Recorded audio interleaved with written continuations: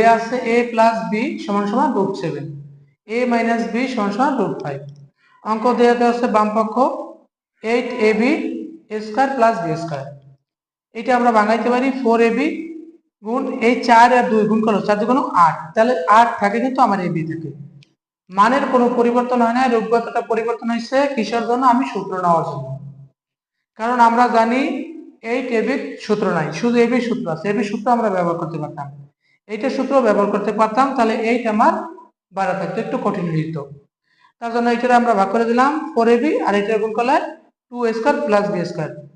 আমরা ঠিক সূত্র লিখলাম a plus b whole square minus a minus b whole square, a আছে ইনটু a আছে into 2a square b square সূত্র a plus b whole square plus a minus b whole square.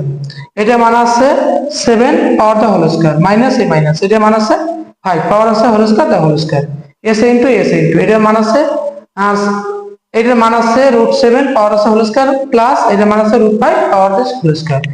Root আর স্কয়ারে কাটা হয়, root স্কয়ারে কাটা থাকে 7 minus a minus, root স্কয়ারে কাটা থাকে 5 into এই রুট আর স্কয়ারে কাটা থাকে 7 প্লাস এই রুট স্কয়ারে কাটা থাকে 5।